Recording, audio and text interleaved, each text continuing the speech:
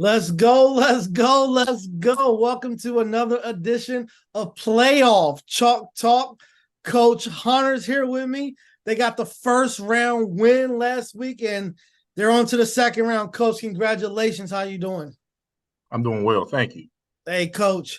At the beginning of the year, we talked. We've been on here. You're a regular here on Chalk Talk, and we talked about Jefferson High football and the tradition. And you're alumni there, so you know a lot about it. Jefferson has never won a second round playoff game, and that was your goal going into this year. So you've accomplished 90% of your goal. How do you and your team feel that you're in this position to try to make school history? I mean, feel kind of good. We just got to execute the game plan and make sure we do the right things to try to get this win on Friday night. You played Martinsburg early in the year, and you guys had kind of a lopsided score. Is there anything that you're preaching to the kids just to first believe that upset can happen this week? Because I look at it like you guys play Spring Mills. Spring Mills played Martinsburg really well, so there's opportunity, for you guys to make a big upset. What are you saying to the kids to get them to believe?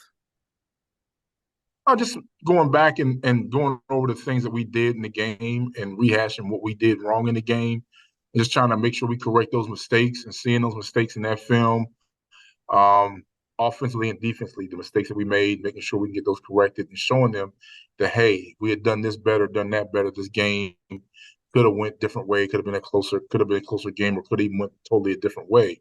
So that's the things the kids need to see and believe in those kind of things. I think the kids believe they can get this upset. Now it's just a matter of, I have to instill in them and let them know, hey, this is a good team you're about to face. If or when they hit a big play on us, we can't get down in the dumps. We can't go down in the dumps and be like, oh my gosh. So we got to keep the same energy the whole game, be able to come back and bounce back from things like that. Speaking of big plays, Tayshawn Roper had an 80-yard rush last week in the first quarter of the game. Let's just speak about him and his growth over the season and what impact he can make in Friday's game with that speed. He's one of them guys that he can hit a hole and take it to the house. Yeah, I mean that's been the thing with Tayshawn that we've known coming in this year, that if he was able to get to the sideline and be able to break one, he has a speed to be able to get away from people and run away from people. The main thing for him to be able to do that is we got to make sure we shore up the front. So everybody knows that probably one of the strongest points of Martinsburg's defense is their front. So we got to make sure that we got to get them blocked, get them shored up, blocked.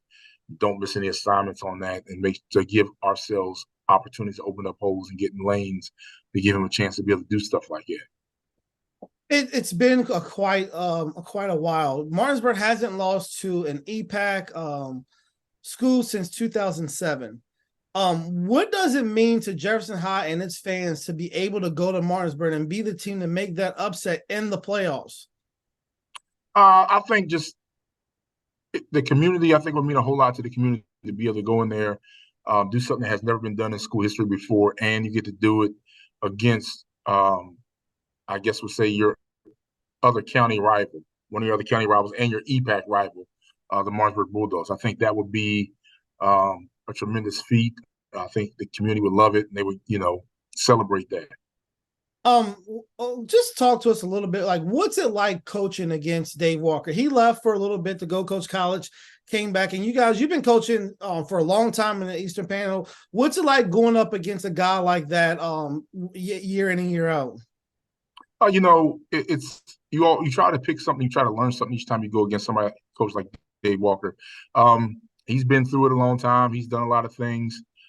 He's been, believe it or not, he did have some downtrot years, but it's so long ago people don't really remember.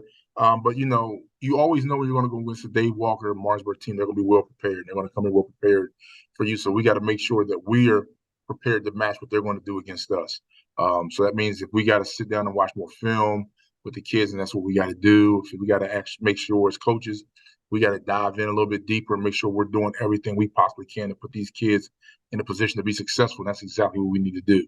Well, Coach, as an ex-Cougar, I know what it's like to be Martinsburg, and so do you. We hope that you guys can go up there and get the upset and and bring a little, joy back to Shenandoah Junction after playing Martinsburg. You know what I always say? We like to see our kids succeed both on and off the field, and we love what you're doing. Keep pushing, keep going, and we hope to see you in the third round next week right here on Chalk Talk with your host, me, JB. Thank you. Thank you.